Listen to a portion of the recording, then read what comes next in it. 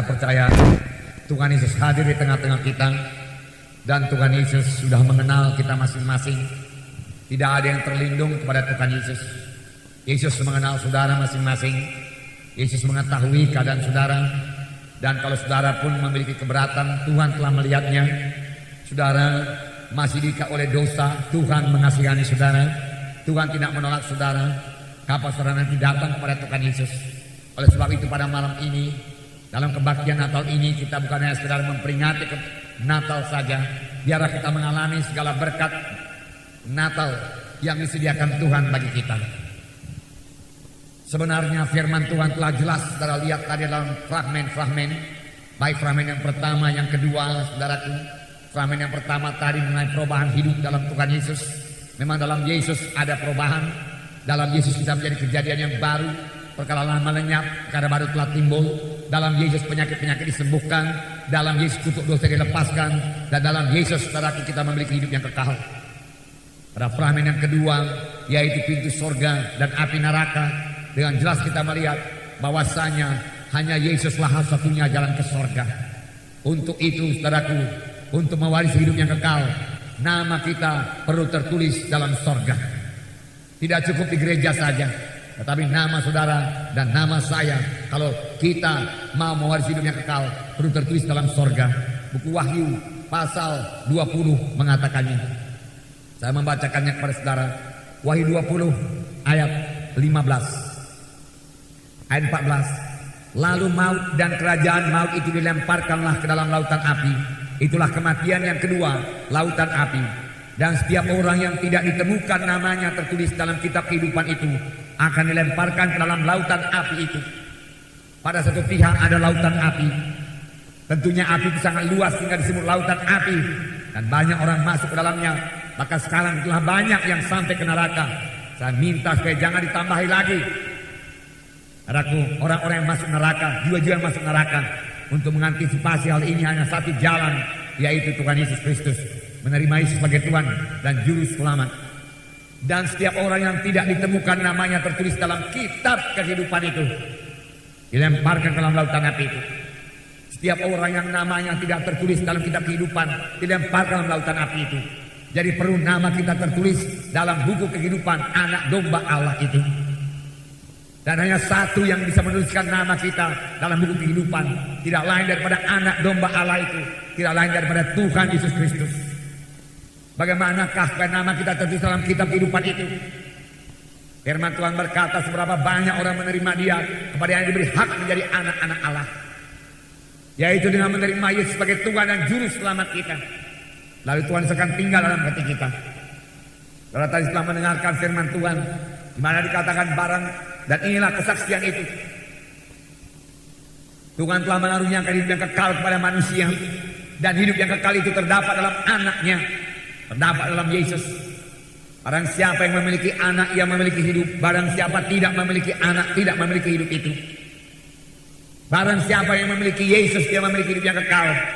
Barang siapa tidak memiliki Yesus, tidak memiliki hidup yang kekal. Walaupun dia rajin ke gereja, walaupun dia punya kedudukan dalam gereja, walaupun dia sudah dibaptiskan, tetapi tidak memiliki Yesus dalam hatinya, dia tidak memiliki hidup yang kekal. Jadi hidup yang kekal ditentukan oleh hubungan pribadi saudara dengan Yesus. Bagaimanakah hubungan pribadi saudara dengan Yesus? Bisakah saudara bersekutu dengan Tuhan Yesus?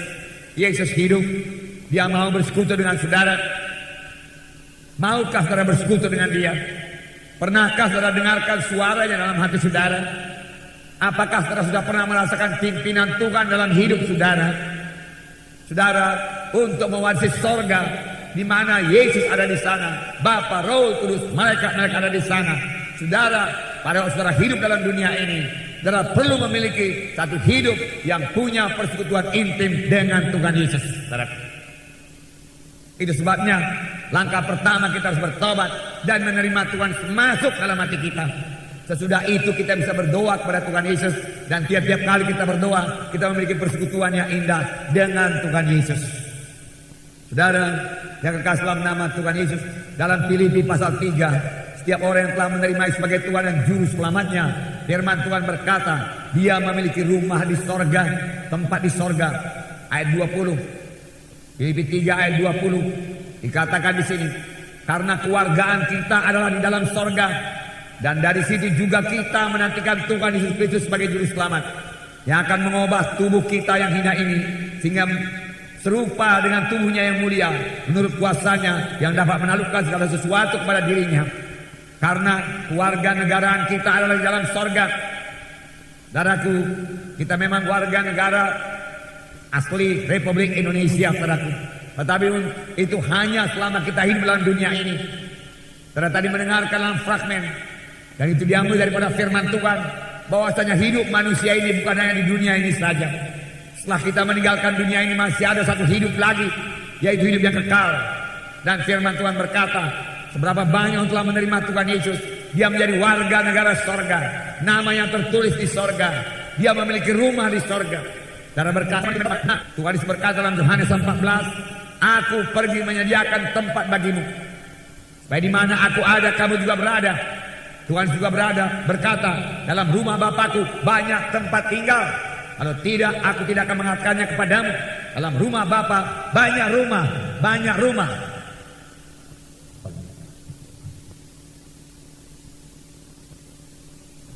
Banyak ruangan, banyak rumah di sorga. Saudaraku, sorga itu sangat luas. Puji Tuhan, saudaraku. Nah, saudaraku yang kasih dalam nama Yesus, bukan pula berarti seperti yang saudara lihat dalam fragmen tadi, seberapa banyak orang menerima Yesus atau tidak menerima Yesus terus mati. Saudaraku, tidak, saudaraku. Itu hanya untuk menerangkan bahwasanya sudah ditentukan kepada manusia satu saat dia akan mati. Dan sesudah itu datang hukuman. Itu tertulis dalam Ibrani 9 ayat 27. Sudah ditentukan kepada manusia bahwasanya dia pasti mati. Sesudah itu datang hukuman. Kalau mati itu tidak bisa dielakkan, kecuali Tuhan Yesus datang. Setiap manusia ada di bumi ini pasti mengalami kematian, hanya menunggu waktunya saja. Mati tidak bisa dielakkan, tapi hukuman bisa dielakkan. Hukuman yang kekal bisa dielakkan, karena Tuhan Yesus telah datang ke dunia ini. Dia telah lahir di Bethlehem 2000 tahun yang lalu, dan kemudian dia mengajarkan jalan keselamatan pada manusia, dan dia menebus manusia dari dosa dengan memberikan dirinya sendiri dijadikan dosa supaya kita menjadi kebenaran dalam Allah. Itu sebabnya berita Natal adalah berita yang baik, berita sukacita. Malaikat berkata, kesukaan besar yang akan jadi bagi segenap kaum. Mengapa? Karena di dalam Tuhan Yesus kita yang seharusnya dihukum tidak perlu dihukum lagi, karena Tuhan setelah dihukum supaya kita dapat beroleh hidup yang kekal. Saudara yang kasih dalam nama Yesus, dalam 2 Raja-Raja pasal 3, 1 Raja-Raja pasal 3 dikatakan bahkan Tuhan memperpanjang umur kita supaya kita hidup benar di hadapan Tuhan. 1 Raja-Raja pasal 3 ayat 14. Dan jika engkau hidup menurut jalan yang kutunjukkan dan tetap mengikuti segala ketetapan dan perintahku sama seperti ayahmu Daud, maka aku akan memperpanjang umurmu. Maka aku akan memperpanjang umurmu, Tuhan berkata. Tetapi Tuhan minta lebih dahulu, jika engkau menuruti segala jalan yang kutunjukkan kepadamu dan mengikuti ketetapan-ketetapan dan perintah-perintahku, artinya mematuhi firman Tuhan, taat pada firman Tuhan, meninggalkan semua dosa, maka aku akan memperpanjang umurmu. Firman Tuhan berkata. Puji Tuhan, haleluya, haleluya. Dalam Mazmur 91 ayat Mazmur 91 ayat 16, saya membacakan kepada saudara. Mazmur 91 ayat 16. Dengan panjang umur akan kukenyangkan dia, dan akan kuperlihatkan kepadanya keselamatan yang daripadaku. Ini janji Tuhan pada semua orang yang berada dalam naungan Tuhan yang Maha Kuasa dan memiliki Tuhan sebagai tempat perlindungannya dan percaya kepada Tuhan. Maka Tuhan bukan hanya melepaskan dia daripada jerat penangkap burung, daripada penyakit sampar, bukan yang melindungi dia, tetapi juga firman Tuhan berkata, dengan panjang umur akan kukenyangkan dia, dan akan kuperlihatkan kepadanya keselamatan daripadaku. Dengan panjang umur Di dalam Yesus Tuhan memberikan panjang umur kepada kita untuk menikmati yang baik. Firman Tuhan berkata, nah, selama itu apakah yang kita berbuat? Selama itu setelah kita harus berbuat sama sebagaimana Yohanes 15 ayat 16. Tuhan telah memilih setelah untuk diselamatkan. Dalam Yohanes 15 ayat 16 dikatakan, bukan kamu yang memilih aku, tetapi aku yang memilih kamu. Dan aku telah menetapkan kamu supaya kamu pergi dan menghasilkan buah, dan buahmu itu tetap, supaya apa yang kamu minta kepada Bapa dalam namaku diberikannya kepadamu. Inilah perintahku kepadamu, kasihilah seorang akan yang lain. Puji Tuhan. Supaya kamu pergi dan mengeluarkan buah, supaya kamu pergi dan mengeluarkan buah, dan buahmu itu kekal adanya. Buahmu itu kekal adanya, supaya apapun yang kamu minta kepada Bapa diberikannya kepadamu. Supaya apapun yang kamu minta kepada Bapa diberikannya kepadamu. Bapa suka sekali memberikan pemberian-pemberian yang baik pada saudara. Puji Tuhan. Cari dahulu kerajaan Allah dan kebenarannya, maka sekaliannya akan tambahkan padamu. Maka sekaliannya akan tambahkan padamu. Maka kesembuhan akan tambahkan padamu. Maka berkat-berkat akan tambahkan padamu. Maka umur panjang akan tambahkan padamu. Sukacita akan tambahkan padamu. Damai akan ditambahkan.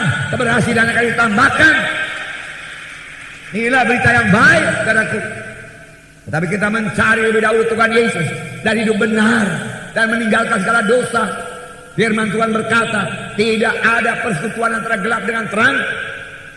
Dalam fragmentari saudara telah melihat bahwasanya dikatakan tinggalkan semua dosa. Dalam 1 Korintus pasal 6 di sini disebutkan beberapa macam dosa. Tinggalkan. Saudara sanggup dengan pertolongan Tuhan. Jangan katakan saya tidak sanggup. 1 Korintus pasal 6 ayat 9. Atau tidak tahukah kamu bahwa orang-orang yang tidak adil tidak akan mendapat bagian dalam kerajaan Allah? Jangan menjadi orang tidak adil. Adillah. Janganlah sesat. Orang cabul, penyembah berhala, orang berzina, banci, orang pembunuh, pencuri, orang kikir, pemabuk, pembina, dan penipu tidak akan mendapat bagian dalam kerajaan Allah. Dan beberapa orang di antara kamu demikianlah dahulu. Tetapi kamu telah memberi dirimu disucikan, kamu telah dikuduskan, kamu telah dibenarkan dalam nama Tuhan Yesus Kristus dan dalam Roh Allah kita. Amin. Di dalam Yesus saudara telah dikuduskan, dalam Yesus saudara dibenarkan, dalam Yesus saudara disucikan. Jangan kembali berkubang lagi, tapi penuhlah dengan Roh Kudus. Tetaplah dalam persekutuannya indah dengan Tuhan. Isi terus hati saudara dengan firman Tuhan. Dalam persekutuannya indah dengan Tuhan. Bertumbuhlah dalam Tuhan. Tinggalkan semua, saudaraku, kehendak daging. Dalam Galatia pasal 5 dikatakan di sini kehendak daging harus kita tinggalkan. Bebaslah pada malam ini. Galatia pasal 5 ayat 19. Sini dikatakan perbuatan daging telah nyata, yaitu percabulan, kecemaran, hawa nafsu. Matikan semua saudaraku dengan kuasa Roh Kudus. Tinggalkan di dalam nama Yesus. Kalau ada penyembahan berhala, tinggalkan. Sihir, perseteruan, perselisihan, iri hati, amarah, kepentingan diri sendiri, percideraan, roh pemecah, kedengkian, kemabukan, pesta pora dan sebagainya. Terhadap semuanya itu kuperingatkan kamu, seperti yang telah kubuat dahulu, bahwa barang siapa yang melakukan hal kalian demikian, ia tidak akan mendapat bagian dalam kerajaan Allah. Tidak mendapat bagian dalam kerajaan Allah. Saudara, mari menjadi kejadian yang baru, saudaraku. Amin. Mari miliki hati yang baru dari Tuhan. Amin. Tuhan mau melalukan hati yang batu, hati yang keras, hati yang mementingkan diri sendiri. Tuhan mau melalukannya daripada saudara dan memberikan pada saudara hati yang lembut, hati yang mengasihi, di mana Tuhan bisa mencurahkan kasihnya dalam hati saudara. Sehingga saudara bisa mengasihi orang lain dan mengasihi Yesus dalam hidup saudara. Amin. Roh Kudus bisa mencurahkan itu, sangat giat bekerja sekarang. Yang perlu bagi saudara yang membuka hati saudara, Tuhan, aku masih miskin dalam kasih-Mu Tuhan. Aku egoistis Tuhan, egoistis, mementingkan diri sendiri. Aku telah mendengar tentang Engkau pada malam ini Tuhan. Engkau mati bagiku Tuhan. Engkau mencurahkan darah-Mu bagiku Tuhan, supaya aku boleh hidup yang kekal. Tuhan, berikan aku hati yang baru supaya aku boleh mengasihi Engkau Tuhan. Berikan aku hati yang baru supaya aku tidak suka lagi kepada dosa. Aku mau meninggalkan segala dosa. Aku mau bertobat Tuhan. Oh, penuhkan aku dengan roh-Mu Tuhan. Amin. Dan Roh Kudus akan turun memenuhkan saudara pada malam Natal ini. Amin saudara. Puji Tuhan saudara. Dialah berita Natal yang pertama yang dibawakan oleh malaikat dalam Lukas pasal 2. Sini dikatakan ayat 8. Di daerah itu ada gembala-gembala yang tinggal di padang menjaga kawanan ternak mereka pada waktu malam. Tiba-tiba berdirilah seorang malaikat Tuhan dekat mereka, dan kemudian Tuhan bersinar meliputi mereka, dan mereka sangat ketakutan. Lalu kata malaikat itu kepada mereka, jangan takut, sebab sesungguhnya aku memberitakan kepadamu kesukaan besar untuk seluruh bangsa. Hari ini telah lahir bagimu juru selamat, yaitu Kristus Tuhan di kota Daud. Jangan takut, firman Tuhan berkata, aku memberitakan padamu kesukaan besar yang jadi bagi seluruh bangsa. Sebab pada hari ini telah lahir bagimu seorang juru selamat, yaitu Kristus Tuhan di kota Daud. Inilah berita Natal 2000 tahun yang lewat. Malaikat dari sorga memberitakannya kepada gembala-gembala di padang Efrata. Tapi apakah artinya berita ini bagi kita sekarang? Apakah berita ini masih relevan dengan keadaan kita sekarang? Saudaraku, firman Tuhan ini tidak pernah ketinggalan zaman. Firman Tuhan ini tak berlaku bagi kita. Bahkan sekarang lebih penting lagi kepada kita. Yang pertama dikatakan jangan takut. Sekarang banyak kali, banyak manusia, banyak jiwa-jiwa ditimpa oleh ketakutan hidup dalam dunia ini. Ada yang takut mati, ada yang takut kanker, ada yang takut setan, ada yang takut menghadapi masa depan. Bagaimana dengan masa depanku? Apa yang akan kuperbuat? Apakah aku bisa menyelesaikan studiku? Setelah selesai studi, apakah masih ada pekerjaan bagiku? Apakah aku nanti bisa berumah tangga atau tidak? Bagaimana kan nanti aku mencari nafkah? Aku takut gagal, aku takut penyakit, aku takut mati, dan lain sebagainya. Ditambah lagi dengan keadaan-keadaan goncangan-goncangan dunia belakangan ini. Seperti kita di negara Republik Indonesia dilanda oleh krisis ekonomi, krisis moneter, krisis dalam bidang politik. Saudara, di mana harga-harga bahan pokok membubung naik terus. Banyak orang khawatir, banyak orang takut. Tetapi di saat itu pandanglah kepada Tuhan Yesus. Ingatlah firman-Nya padaku. Dia Tuhan yang hidup. Dia berkuasa. Dia punya banyak jalan menolong saudara, dan tangannya terbuka untuk menolong. Dia berkata jangan takut. Lihatlah burung-burung di udara. Dia tidak pernah menabur benih, tapi semuanya diberi makan oleh Bapakku. Lihatlah bunga bakul di padang yang tumbuh, yang dihiasi Tuhan begitu baik, tidak pernah memintal. Walau Sulaiman dengan segala kekayaannya tidak dihiasi sebagai sekuntum bunga itu. Jikalau Tuhan begitu menghiasi bunga bakul di padang dan menjaga burung-burung di udara, masakan Ia tidak akan mencukupi hidupmu? Masakan Ia tidak memelihara kamu? Hai kamu yang kurang percaya, Tuhan berkata, jangan khawatir, jangan khawatir. Dalam Ibrani 13 dikatakan, aku sekali-kali tidak akan membiarkan engkau, aku sekali-kali tidak akan meninggalkan engkau. Sebab itu dengan yakin aku dapat berkata, dengan yakin kita dapat berkata, Tuhan besertaku, Tuhan penolongku. Kepada siapa gerangan aku takut? Apakah manusia dapat berbuat terhadap aku? Dan aku tangan Tuhan, tangan yang kuat. Tuhan tebak perlindungan yang teguh. Kita tidak perlu takut dengan gelapnya malam, tidak perlu takut dengan gelombang-gelombang yang akan melanda dunia ini. Akan banyak gelombang-gelombang lagi datang pada dunia ini. Bahkan pada akhir zaman firman Tuhan berkata, air laut akan menderu, mendesak. Kita lihat baru-baru ini, saudaraku, satu kota di Papua Nugini ditelan oleh air laut, oleh gelombang tsunami. Kemudian ada gelombang tsunami lagi Nicaragua sana, di Honduras sana. Mereka menghanyutkan ribuan rumah. Laut telah menggelora, saudaraku. Itu belum apa-apa. Saya katakan pada saudara, gempa bumi akan bertambah-tambah. Tetapi yang lebih parah lagi, kejahatan manusia akan bertambah-tambah. Manusia mementingkan diri sendiri. Manusia telah utamakan uang. Manusia tidak peduli agama. Kasih kebanyakan orang luntur. Sama sebagaimana pada zaman Nuh. Demikianlah keadaan pada zaman manusia makan minum. Manusia pesta pora. Melajatkan kerendah daging. Tetapi saudaraku, akhir daripada zaman itu mesti tiba. Siapkanlah diri saudara. Pada waktu akhir zaman tiba, dan kalau Yesus cepat datang dan saudara belum meninggalkan dunia ini, maka saudara akan melihat Yesus berdiri di awan-awan dan saudara akan terangkat dan bertemu dengan Yesus selama-lamanya bersama-sama dengan Yesus. Saudaraku, nah saudara akan diubahkan. Orang mati dalam Tuhan, orang mati dalam Tuhan, bukan di luar Tuhan, akan bangkit dan beroleh tubuh yang baru, tubuh yang mulia, yang tidak bisa mati lagi, bersama-sama dengan Yesus. Inilah berita yang baik, saudara. Satu kesukaan yang besar. Jadi jangan takut, jangan takut.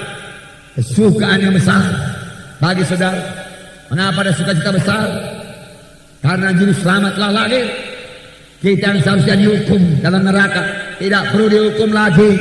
Inilah berita yang baik, yang sangat sederhana, yang sangat simpel. Miliki Yesus pada malam ini. Setan paling senang kalau kita kebaktian Natal, merayakan Natal berkali-kali dalam bulan Desember, selamat hari Natal, dapat makanan, minuman, kue-kue dan lain sebagainya. Tetapi dosa masih melekat di dalam. Dosa belum dilepaskan. Saudara, setan tidak peduli. Silahkan berhari Natal, silakan puluhan kali hari Natal, silakan makan kue, silakan salaman dan lain sebagainya. Tapi jangan lepas dari dosa. Di malam ini kita kalahkan setan. Amin saudara. Terima Yesus sebagai Tuhan dan Juru Selamat saudara. Miliki Yesus dalam hati saudara. Maka saudara pulang bersama-sama dengan Yesus. Haleluya. Puji Tuhan. Kehilangan apakah? Kehilangan yang paling besar. Kehilangan yang paling besar bukanlah kehilangan uang, bukanlah kehilangan kedudukan, bukanlah kehilangan pangkat, bukanlah kehilangan rumah, bukanlah kehilangan mobil. Itu kehilangan yang besar, tapi tidak terbesar. Ada kehilangan yang lebih besar daripada kehilangan harta, kedudukan, rumah, dan lain sebagainya. Kehilangan apa? Saudara berkata, kehilangan kesehatan. Dokter berkata, kamu tidak hidup lebih daripada 2 bulan lagi, karena ada kanker dalam tubuhmu. Kanker sudah menyebar. Banyak orang berkata, kalau sudah demikian, kalau aku bisa sembuh, aku mau berikan semua hartaku. Habis, tidak peduli. Tandanya kesehatan lebih berharga daripada harta. Maka kehilangan kesehatan lebih besar daripada kehilangan harta. Tapi ada kehilangan yang paling besar yang bisa jadi kepada setiap manusia. Maunya jangan jadi kepada saudara. Kehilangan apa yang kita berkata? Kehilangan jiwa dalam neraka, kehilangan roh dalam neraka. Karena manusia ini tidak bisa lenyap. Dia ada selama-lamanya. Kalau dia meninggal dunia, dia akan hancur jadi abu, saudara berkata, tubuhnya. Tapi jiwa dan rohnya kemana? Jiwa roh lah yang merasa. Ada lihat dalam fragmen tadi, setelah orang itu meninggal, oh tempat apa ini dia katakan? Kira-kira demikian. Kita akan muncul di pintu sorga atau di pintu neraka. Mau masuk sorga tidak bisa, ada yang menahan. Tidak bisa. Nama mesti tertulis dalam sorga, baru bisa ke sorga. Tidak ada tertulis, itulah dia kehilangan yang paling besar. Masuk neraka, menangis, menjerit selama-lamanya.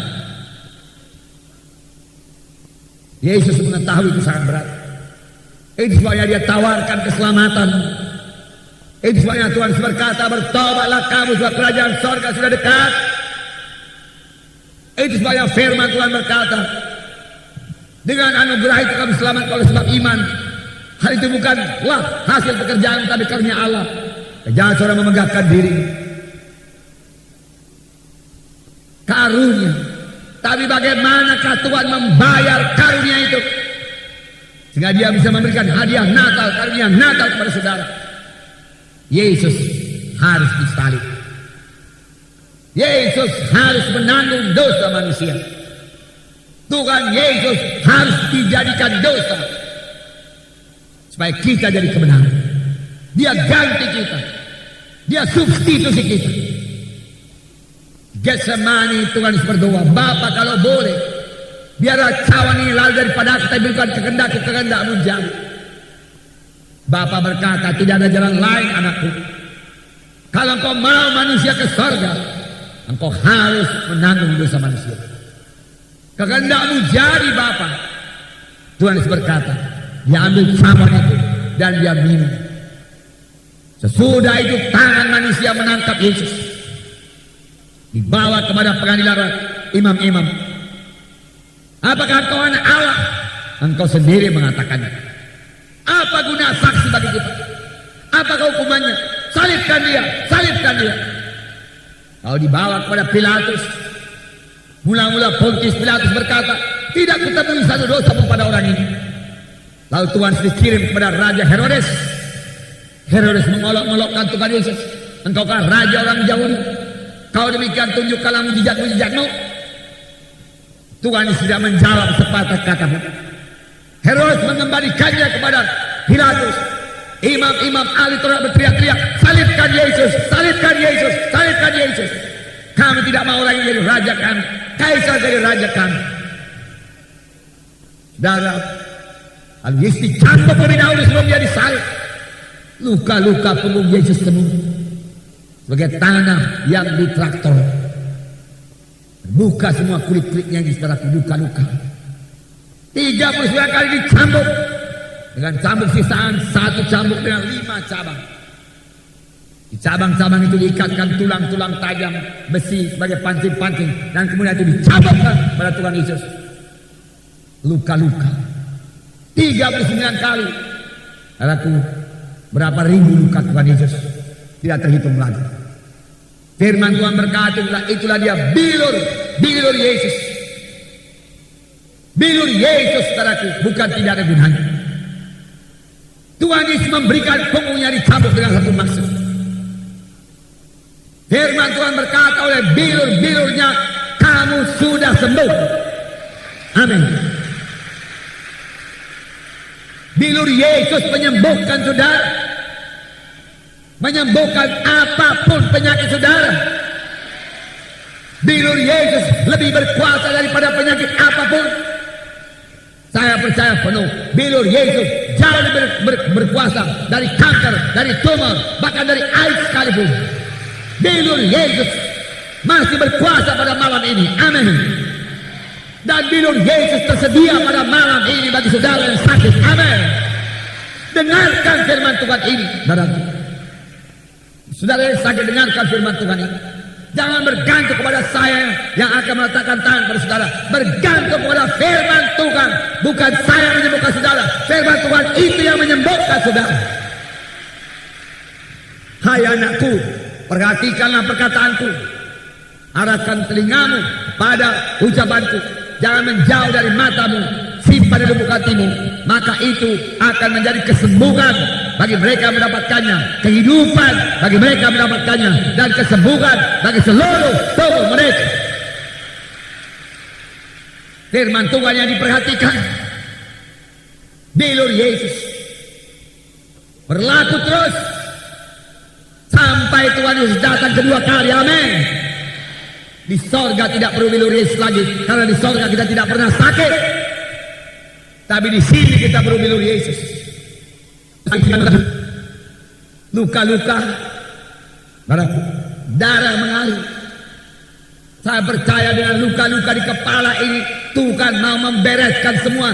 Saudaraku, luka-luka pikiran, saudaraku, luka-luka tertekan, frustrasi, depresi dan lain sebagainya, saudaraku, penyakit-penyakit jiwa, penyakit-penyakit pikiran disembuhkan oleh luka-luka pada kepala Tuhan Yesus. Terimalah. Terimalah. Lalu Tuhan mengangkat salib Yerusalem ke Golgota. Di tengah jalan dia tidak sanggup lagi dan terjatuh. Simon dari Kirene membantu Yesus mengangkat salib sampai di Bukit Golgota, di mana tangan Yesus dipaku. Tangan yang menyembuhkan itu dipaku, tangan yang memberkati dipaku. Menanggung dosa saudara. Kaki dipaku, kaki yang berjalan memberitakan Injil dipaku. Kemudian digantung di kayu salib di Golgota. Hukuman yang paling kejam, hukuman yang paling hina, hukuman yang paling kotor diberikan pada Yesus. Karena dia telah menjadi ganti saudara, mengangkat dosa saudara. Dia dijadikan dosa supaya jadi kebenaran. Jangan sia-siakan salib Yesus ini, saudaraku. Jangan sia-siakan pengorbanan Tuhan Yesus dengan berkata seperti yang terdapat dalam Samen tadi, aku anak sintua, aku orang baik, aku banyak menyumbang pada gereja, aku berkorban, aku ikut dalam pekerjaan sosial dan sebagainya. Oleh sebab itu Tuhan, terimalah aku dalam sorga. Saudara akan kecewa mendapati pintu surga tertutup pada saudara karena hanya satu kunci dalam ke sorga, yaitu Tuhan Yesus Kristus. Saudaraku, Kalau memang perbuatan baik kita, kejujuran manusia ini bisa membawa kita ke sorga, buat apa Tuhan menjadi manusia, lahir di Bethlehem, di kandang kuda di Bethlehem, kedinginan, saudara, lari ke Mesir, mengalami begitu banyak sengsara sejak dari lahir, karena Herodes membunuh anak-anak, mau membunuh dia. Tetapi Tuhan menyelamatkan dia, bapaknya menyelamatkan dia, dan selama pelayanannya dikejar-kejar, berapa kali mau dibunuh. Semua itu ditanggungan Tuhan Yesus bagi saudara, bagi gerejanya, bagi gereja yang selamat, bagi gereja yang berubah, bagi gereja yang jadi gereja yang terang, bebas dari dosa, bebas dari kutuk dosa, bagi gereja yang menjadi kejadian yang baru, bagi gereja yang menjadi umat yang berkuasa di bumi ini, mengalahkan setan dan membawa Injil terang Tuhan ke seluruh dunia. Amin. Untuk itu Yesus di sana. Lalu ada orang bahwa memakai kebenaran sendiri masuk sorga. Betapa dia mengabaikan korban Tuhan Yesus. Dia akan kecewa mendapati pintu sorga tertutup bagi dia. Yesus tergantung di kayu salib di Golgota. Darah mengalir. Aku haus. Tantara lemari mencelupkan galah dengan gala-gala di ujungnya kepada cuka dan anggur dan menyorongkannya kepada Tuhan Yesus. Yesus mencecapnya, tapi Tuhan tidak meminumnya. Yesus tahu itu cuka, anggur berfungsi sebagai obat bius untuk mengurangi rasa sakit. Yesus tidak mau minum. Dia tidak mau mengurangi rasa sakitnya. Dia mau menanggung sepenuh-penuh penderitaan manusia karena dosa. Dia mau menanggung, bahkan sudah menanggung semua kesakitan, semua penderitaan manusia sebagai akibat dari manusia dijatuh pada dosa. Supaya manusia tidak memikulnya lagi. Begitu besar kasih Yesus. Itu yang Tuhan sediakan. Kemudian dia berteriak, Bapa, Bapa, mengapa kau tinggalkan aku? Bapa berpisah dengan Yesus. Bapa menutup matanya. Yesus merasakan perpisahan, menghancurkan hati Yesus. Tidak pernah berpisah sepanjang zaman. Dari awal zaman sampai akhir zaman, sampai selama-lamanya, nggak ada akhir zaman pada Tuhan. Bapa tetap bersama-sama dengan Yesus. Filipus pernah bertanya kepada Tuhan Yesus, Tuhan Yesus, tunjukkanlah kepada kami Bapa itu, supaya puas hati kami. Tuhan Yesus berkata, Filipus, sekian lama engkau bersama-sama dengan aku, tidakkah engkau tahu aku dalam Bapa, Bapa dalam aku dan Bapa itu satu adanya? Tetapi di kayu salib terjadi perpisahan. Tidak pernah berpisah. Sudah bagaimana cara berkata? Tiga Tuhan orang Kristen? Tidak pernah. Banyak orang berdebat soal Tritunggal. Allah orang Kristen 3. Tapi saat bagaimana itu? Saya katakan gak usah susah-susah. Dan jangan coba-coba terangkan mengenai Tuhan. Terangkan mengenai diri saudara dulu. Kapan saudara mengetahui tentang diri saudara yang adalah Tritunggal juga, maka saudara akan mulai mengerti akan Tuhan. Tritunggal adanya. Karena manusia diciptakan menurut gambar dan peta Tuhan. Manusia ini Tritunggal. Saya Tritunggal. Saya roh. Saya punya jiwa. Dan saya hidup dalam tubuh. Tubuh saya tidak sama dengan jiwa saya. Jiwa saya tidak sama dengan roh saya. Saya tahu membedakannya. Saudara juga sudah lama bersekutu dengan Tuhan. Saudara tahu kapan saudara berdoa menurut jiwa saudara atau dalam roh Tuhan. Saudara tahu. Tapi saya satu, bukan saya tidak 3. Saudara tidak 3. Saya satu. Demikian Tuhan kita itu sudah. Dia satu. Tapi pada waktu saya mati, jiwa dan roh saya berpisah dari tubuh saya. Tubuh saya dikuburkan. Telah dibangkitkan Tuhan pada waktu kedatangan kedua kali dengan tubuh yang mulia. Lalu jiwa dan roh saya masuk lagi dalam tubuh saya sudah mulia. Tapi saudara masih mengenalnya. Karena pada waktu Tuhan dipermuliakan di atas gunung, lalu datanglah Elia, saudaraku, dan Musa dan Elia di atas gunung, dan saudaraku Petrus pun masih mengenal. Kita buat di sini 3 pondok Tuhan, satu bagimu, satu bagi Musa, satu bagi Elia. Hanya sudah mulia. Manusia ini kekal selama-lamanya, saudaraku. Milik hidupnya kekal. Mulai hidup yang baru bersama-sama dengan Yesus. Bersama-sama dengan Yesus saudara akan lebih berhasil daripada tanpa bersama-sama dengan Yesus. Dalam dengan kesaksian Bapak Simbolon tadi, keluarga Simbolon tadi, di luar Yesus dia coba cari kerja ini itu nggak dapat. Dengan pertolongan Tuhan dia berhasil. Bersama-sama dengan Yesus kita tidak akan gagal di dunia ini dan tidak gagal mewarisi hidup yang kekal.